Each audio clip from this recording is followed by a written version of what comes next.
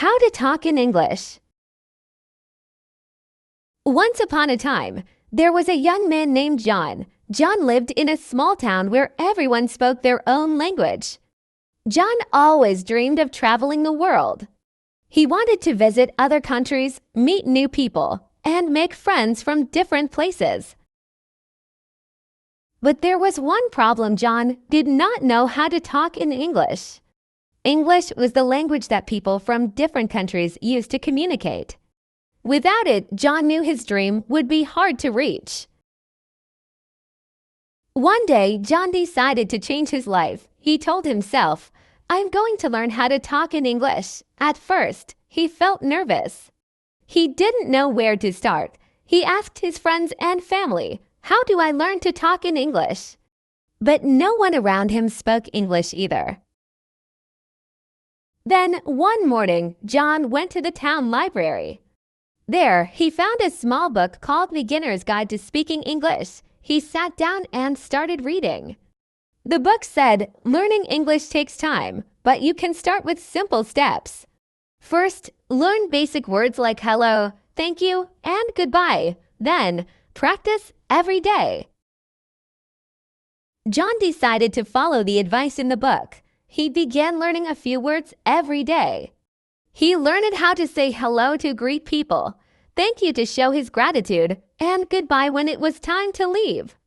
These were easy words, but they were important. Every morning, John would say these words to himself in the mirror, repeating them until he felt confident. As days passed, John noticed something strange. When he went to the market, he heard some travelers speaking English.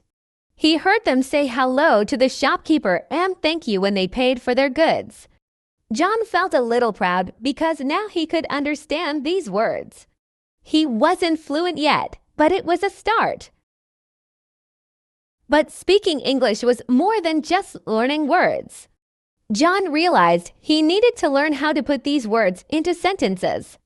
So he went back to the library and borrowed another book. This one was called English for Beginners, Simple Sentences. The book said, start with small sentences. For example, my name is John, or I like coffee. John practiced these sentences every day. He would sit by the window in his room looking out at the world and say, "My name is John. I like to learn English." At first, it was hard. His tongue felt strange when he tried to pronounce the words. Sometimes he would say the wrong thing, but he didn't give up. He knew that learning to talk in English wasn't going to happen in one day. One evening, while John was practicing, there was a knock on his door. It was his friend, Maria. She looked curious and asked, "John, what are you doing?" John smiled and said, "I am learning how to talk in English. Would you like to learn with me?" Maria was excited. She had always wanted to learn English but didn't know where to start. So the two friends began studying together. They would meet every evening after work and practice simple sentences. "How are you?" one would ask. "I am fine," the other would reply. They would laugh when they made mistakes, but they kept practicing. One day, while they were sitting in the park, an older man walked by. He overheard them practicing and stopped to listen. The man smiled and said, "Hello, do you speak English?" John and Maria looked at each other. This was their first real test. John gathered his courage and replied, "Yes, we are learning." The man's face lit up. "That's wonderful," he said. "I am an English teacher. If you want, I can help you learn more." John and Maria were overjoyed. They couldn't believe their luck. They had just met a real English teacher. From that day on, the old man, whose name was Mr. Brown, became their teacher. Every weekend, he would meet with John and Maria at the park. He taught them new words, phrases, and how to have real conversations in English. He said the best way to learn how to talk in English is to speak it every day. Don't be afraid to make mistakes. That's how you learn. John and Maria took his advice. They spoke English whenever they could, even if it was just a few words. They talked about the weather, their favorite food, and what they did during the day. Slowly but surely, they started feeling more comfortable. But John knew this was only the beginning of his journey. He was learning how to talk in English, but he still had a long way to go. Every day brought new challenges, but John was ready to face them all. John and Maria were excited about their progress. With Mr. Brown's help, they were learning faster than ever before. They could now have short conversations in English, and every day they learned new words and phrases. But John knew that if he really wanted to master English, he had to push himself further. One day, Mr. Brown said, "It's time for you both to practice speaking with more people. You have done well in our lessons, but the best way to improve is to talk with others in real situations." John and Maria were nervous. They had only spoken English with each other and with Mr. Brown. Talking to strangers seemed scary. What if they made mistakes? What if people didn't understand them? But they knew that Mr. Brown was right. The only way to learn was to practice. That weekend, John and Maria went to the town's train station. They knew that many travelers came through there, and most of them spoke English. As they walked through the busy station, John felt his heart race. Maria was just as nervous, but she smiled at John and said, "We can do this."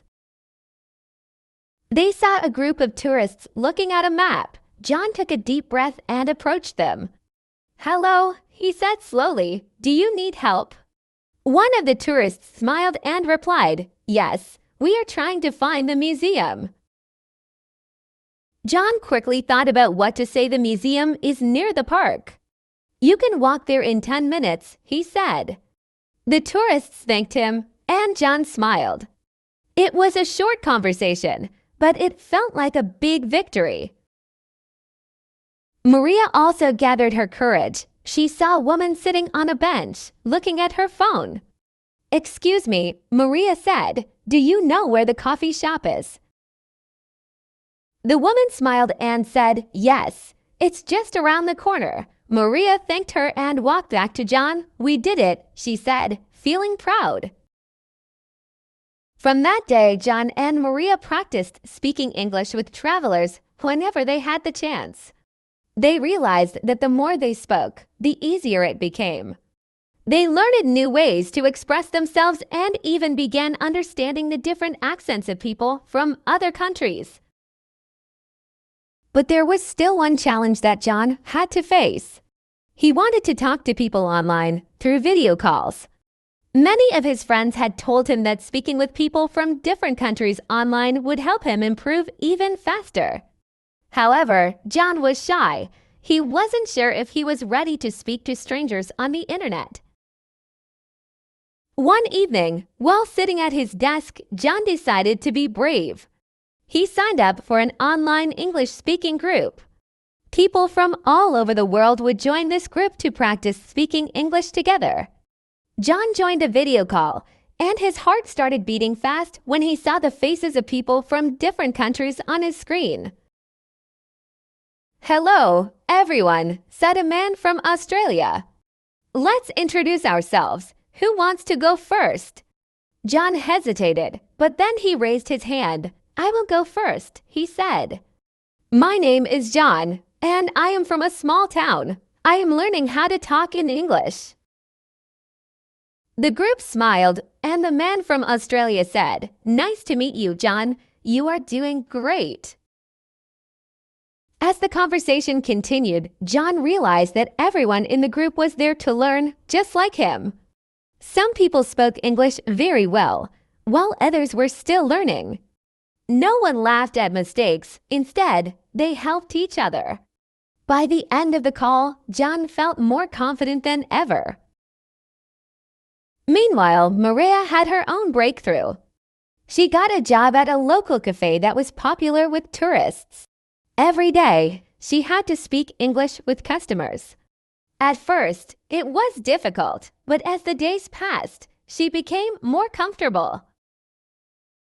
She learned how to take orders, answer questions, and even make small talk with the tourists. She would say things like, "How was your day?" or "What would you like to drink?" It became part of her daily routine, and soon she was speaking English without even thinking about it. Months passed, and both John and Maria had improved so much. They were no longer afraid to talk in English.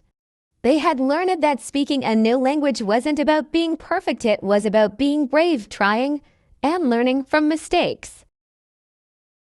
They both made new friends from different countries, and their world became bigger because they could now communicate with people from all over. One day, Mr. Brown called John and Maria to the park for their final lesson. "You have both come so far," he said with pride. "You now know how to talk in English, but remember, learning never stops. You will continue to grow and improve the more you use the language." John and Maria smiled, knowing that they had worked hard to get to this point. They had learned that talking in English was about practice, patience, and courage. They were no longer the shy learners they had been at the start of their journey. As they walked away from the park, John turned to Maria and said, "It feels amazing to speak English now, doesn't it?" Maria nodded, yes, and it all started with small steps. And so, their journey continued, speaking English wherever they went, excited about the many adventures that awaited them in the future.